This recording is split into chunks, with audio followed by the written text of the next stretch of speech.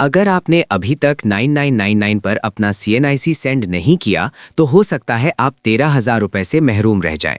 जी हाँ, हुकूमत पाकिस्तान की तरफ से बड़ा ऐलान सामने आ चुका है और इस वक्त हज़ारों नहीं बल्कि लाखों खानदान इस कन्फ्यूजन में हैं कि 8070, 8171 या 9999 में से असल तरीका कौन सा है।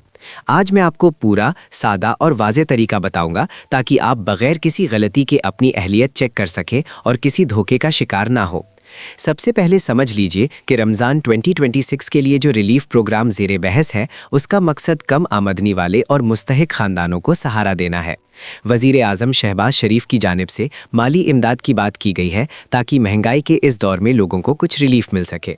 इसी तरह पंजाब में मरियम नवाज़ की तरफ से निगहबान प्रोग्राम के तहत इमदादी इक़दामात की खबरें सामने आई हैं। इसके अलावा जो अफराद पहले से बेनज़ीर इनकम सपोर्ट प्रोग्राम के डेटा में मौजूद हैं, वो भी अपने स्टेटस की तस्दीक कर सकते हैं।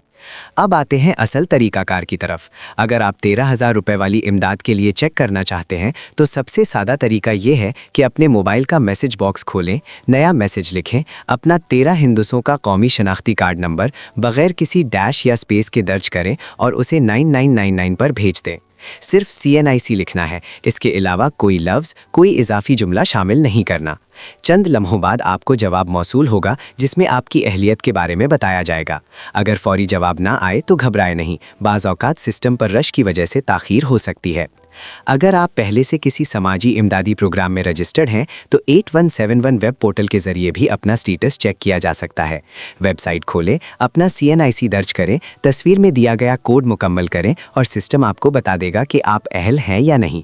अगर आप अहल करार पाते हैं तो आम तौर पर अगले मरहले की जानकारी भी प्रदान की जाती है, जैसे रकम वसूल करने का तरीका या मकान। 8070 कोड ज़्यादातर राशन या अशियाए ख़ोरोनोश से मुतालिक मालूमात के लिए इस्तेमाल होता है। अगर आप राशन स्कीम के बारे में जानना चाहते हैं तो इसी तरीके से अपना CNIC 8070 पर भेज सकते हैं। लेकिन याद रखें, हर कोड का मकसद मुख्तलिफ हो सकता है, इसीलिए ये जानना ज़रूरी है कि आप किस प्रोग्राम के लिए चेक कर रहे हैं। अब चंद अहम एहतियाती बातें सुन लीजिए। अगर आपको किसी नामालूम नंबर से कॉल आए और वो आपसे OTP या ज़ाती मालूमात मांगे तो हरगिज़ प्रदान ना करें। सरकारी इदारे कभी भी फ़ोन पर खुफिया कोड या पैसे तलब नहीं करते। इसी तरह सोशल मीडिया पर गर्दिश करने वाले जाली लिंक से भी बचें। सिर्फ मुस्तनद और सरकारी ज़राए पर एतमाद करें। अगर आपको नॉट एलिजिबल का मैसेज आता है तो मायूस ना हो, इसका मतलब ये हो सकता है कि आपका डेटा अपडेट नहीं है। अगर आपकी आमदनी में तब्दीली आई है, आप बेरोज़गार हो गए हैं या आपका मोबाइल नंबर तब्दील हो चुका है तो करीबी रजिस्ट्रेशन सेंटर जाकर अपना रिकॉर्ड दुरुस्त करवाएं। सिस्टम वही मालूमात दिखाता है जो रिकॉर्ड में मौजूद होती हैं। ये भी याद रखें कि अगर आप अहल करार पाते हैं तो रकम फौरी तौर पर नहीं भी मिल सकती। बाज़ औक़ात तस्दीक और मरहलावार तकसीम की वजह से वक्त लगता है। सब्र और दुरुस्त मालूमात दोनों ज़रूरी है। ये इमदाद वक्ती सहारा है, इसीलिए अगर आपको रकम मिलती है तो इसे बुनियादी ज़रूरतें जैसे राशन, अद्वियात और घरेलू खर्चों में इस्तेमाल करें। और अगर आपके इर्द गिर्द कोई ऐसा शख्स है जो मालूमात तक रसाई नहीं रखता तो ये तरीका उस तक ज़रूर पहुँचाएँ। किसी को दुरुस्त मालूमात देना भी एक बड़ी नेकी है। एक बार फिर खुलासा सुन लीजिए ताकि कोई कन्फ्यूजन बाकी ना रहे। अपना 13 हिंदुओं का CNIC बगैर डैश के लिखें, 9999 पर भेजें। अगर पहले से रजिस्टर्ड हैं तो 8171 पोर्टल पर चेक करें। राशन से मुतालिक मालूमात के लिए 8070 इस्तेमाल करें। OTP किसी को ना दें, जाली लिंक से बचें और किसी एजेंट को पैसे ना दें। हमारी कोशिश है कि आप तक वाज़ेह और काबिल एतमाद मालूमात पहुंचती रहें ताकि आप मुतमईन रहें और फ़ायदा उठा सकें।